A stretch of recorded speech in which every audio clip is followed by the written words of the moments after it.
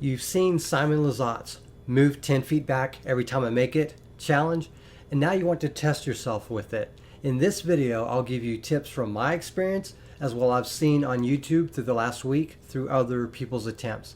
Now keep in mind, I don't expect anyone to be able to use every tip that I provide. The more that you can do, the better it'll help your performance.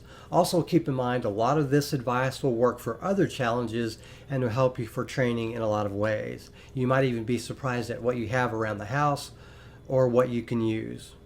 First, let's pick out the location. Whether it's your backyard or local field, you want to plan out where you want to do this, and you want to minimize or eliminate possible interruptions by others. You also don't want to be in the way of others if they need to use a certain area. So you want to choose a terrain that's best for you as well, and you'll want something like a mowed lawn or field.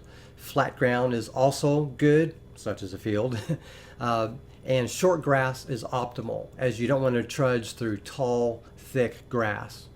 Let's also pick out the day and time. Check the weather in advance, even as far as a few days or a week out. Find a dry day to perform this, and if possible, a few dry days beforehand. If there's a stretch of, say, 3 days, pick the third day for the challenge, as this allows the ground to dry up some from the first and second days. If this is your yard, for example, now's the time to get that grass mowed as low as you can go with it to improve your chances on it. If this is a field somewhere and you have several options to choose from, check them all out and see which one has the best terrain and or grass to choose from. And as far as time, I would recommend the warmest part of the day if you're up north and the temperature is generally cold. The warmest hours of the day are typically between 2 and 5 p.m. But these kind of details will vary based on where you're at. And if there's like a cold front coming or a warm front, these are the kind of things you want to sort of look into to help determine the day that you want to do this. And if you are too cold and don't warm up sufficiently, you increase the chance of hurting yourself. You want a challenge, not an injury. And in warmer weather, you might even wait for the final 2 hours of daylight. Like if sunset is like 7:30, you may want to start around 5:30. What you can do is search for sunset in Google and plan to start 2 hours before that time. You may also spend a few more minutes than you think once you get there setting things up. So you want to give yourself time, before it gets too dark to do this. Also, ideally, you try a less windy day, but ultimately we can't control, the weather, and you'll have to do, with what Mother Nature brings you. But you might be able to control where you put the basket and what direction you face. Try to have the wind behind you if possible. The last thing you want is the wind in front of you facing towards you.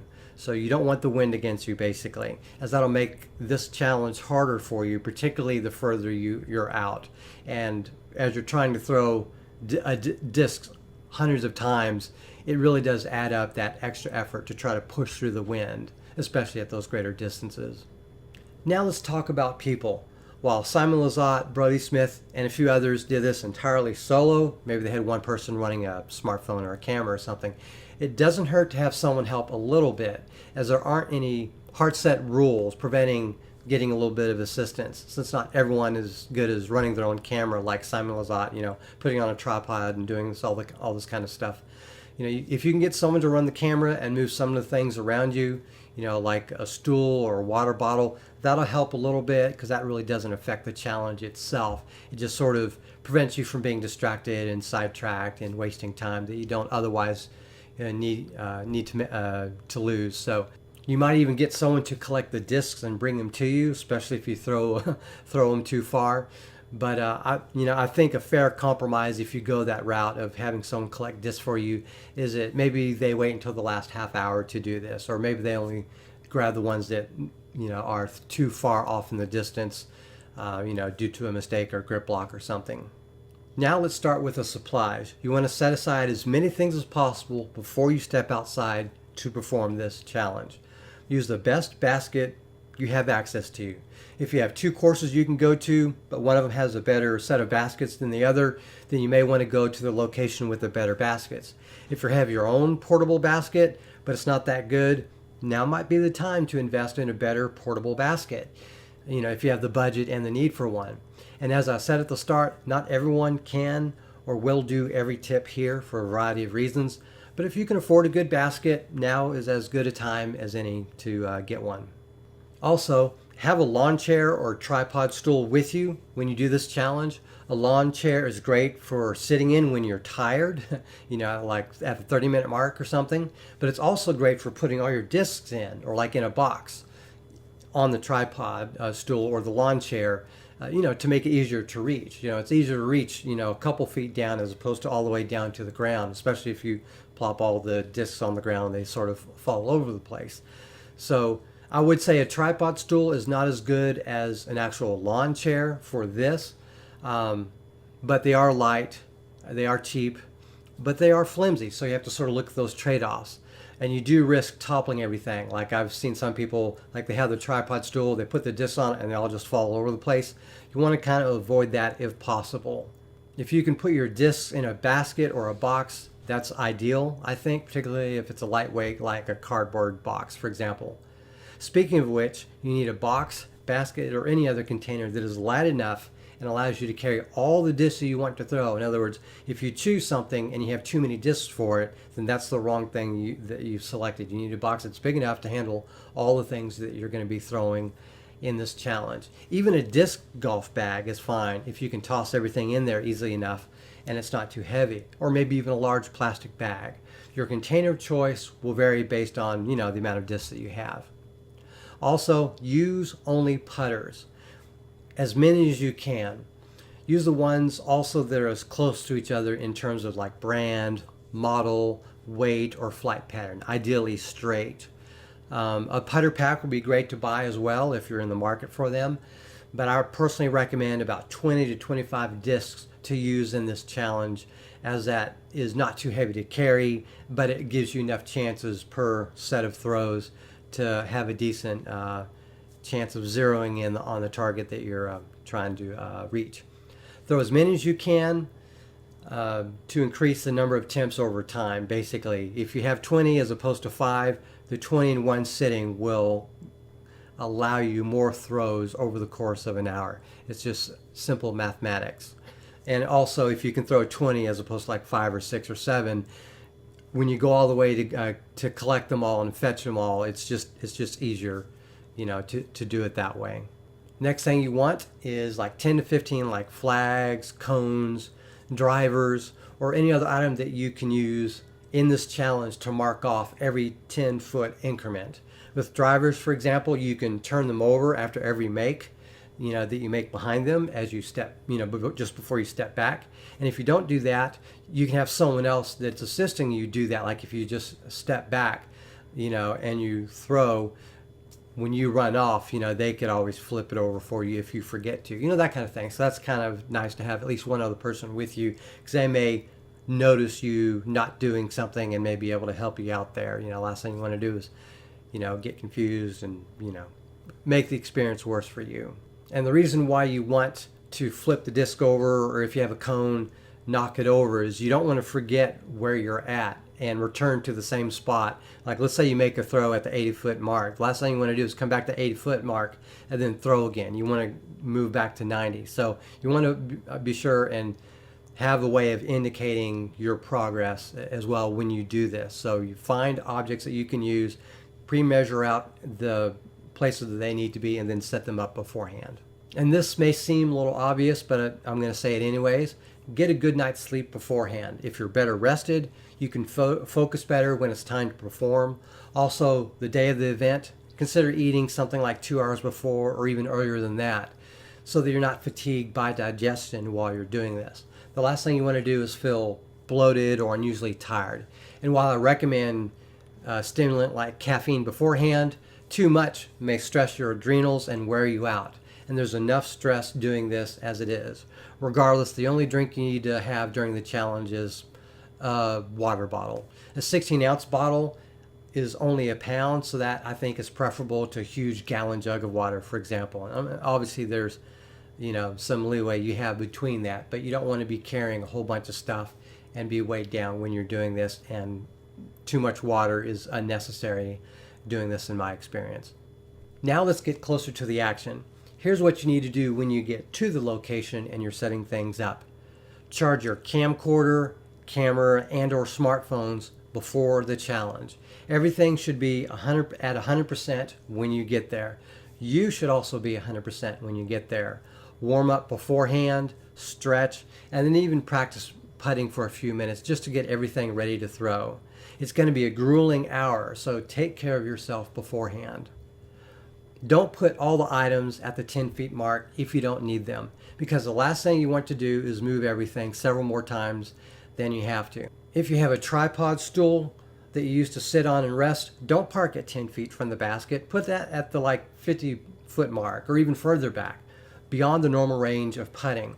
You may want to sit for a few seconds halfway through this, so you don't need to touch the chair or the stool beforehand. Not all of us trying this challenge are athletes and can throw for a full hour without taking a break at some point. So if you're going to be taking a break, obviously you want to bring a stool with you, but don't put it at the 10-foot mark and then move it back every 10 feet. Put it about halfway back there, and then you can sit on it when needed. In fact, a lot of things you might park that far back, like your water bottle or your disc golf bag. Anything that's not needed for the challenge in and of itself that you're going to be using actively that you don't want to touch for a while, you just don't want to touch them before needed, because you're just wasting time and you're wasting energy in doing so. Also, you don't have to pick those things up, every 10 feet, as I mentioned. Set them back at that 60 or 70 foot mark and leave them completely alone until you just absolutely need to. If you just absolutely have to sit down, that's when you might consider, sitting on that, that tripod stool. Or if someone is with you, have them take care of all that stuff. Have them move that around as needed. You focus on throwing. If you have a multiple camera setup, don't set it up too close to the basket. I've seen several people so far damage their phones or cameras that way, as a disc thrown from 100 feet away can still have a lot of force behind it when it lands. And if it lands on a camera, it could break it. Also, if you have someone running a camera, make sure they know what they're doing. I've seen a number of people apparently hopped up on stimulants, also with attention deficit disorders, just kind of randomly filming God knows what instead of the actual action, and they're not even keeping it still. And it's very hard to have that experience viewing it. So if you're going to be able to brag to others that you've done this challenge, it'd be nice to be able to show them decent footage of it. Watching that video was painful at best, stroke-inducing at worst. And if you're running the camera and it's the one next to you, maybe move it back 20 feet at a time, not every 10 feet, so you don't have to fiddle with it as much. A camera and a good tripod will go a long way here if it's just you doing this challenge or if you're the only one operating that camera. Take your time for every throw, as just chunking them without any thought will be less accurate, and you'll greatly reduce the risk of you coming even close to the target. If you're too rushed, it's just a waste of time and effort to throw a disc that'll go nowhere near the basket or wildly out of frame of your camera shot. Once you're doing this challenge, you start out by putting, but eventually you reach the edge of your putting range and then you start throwing. For this reason, it's better that you throw earlier than you expect to. Instead of throwing from the very edge of your putting range, start throwing sooner than that, as it's much easier to throw than it is to putt at the same distance. Like at 50 feet, it's easier to throw than it is to putt. And if 50 feet is your max in terms of effective putting, at least for me it is, then that's the wrong time to focus on putting a lot, because you'll waste a lot of time and you'll easily wear yourself out putting from such a long range instead of throwing. This is really important. Don't step putt. If you're at a range where you can only reach the basket by step putting, it's time to throw. Also, if you can throw forehand and backhand, that's good for this challenge. You may get tired using your dominant throwing style, so it helps to be able to throw with the opposing style just to give yourself a break. Even better if you can throw from your other arm as well. I would only recommend throwing with your secondary throwing style if you're good enough with it to be statistically useful, as well as to give your primary throwing method, whichever one it is, a break. Lastly, when you're done, you will be tired, and your arm or arms may be sore. For the next 2 to 3 days, you need to take it easy. Please avoid injuring yourself. Limit yourself to a very short range of putting, like 10, 15 feet or whatever, if you just absolutely have to be throwing a disc into the basket for the next few days. But it's not worth doing this challenge if it leads to you hurting yourself. And that's it for my tips in this video. If you have any tips, please drop them down below in the comments. And if you're watching this video, do more than watch to the end. Please read through the comments down below and see what other tips people might have for you that I forgot to mention. And if you have a video of your attempt, I formally invite you to add it to the comments down below. I'll go through my spam filter frequently to see if any messages get caught there, and if the URL or the URL leads to a video of a legitimate attempt to do this challenge, I'll definitely remove it from the spam filter. Anyways, I want to thank everyone for watching this. Good luck in your challenge should you choose to accept it, and have a great day.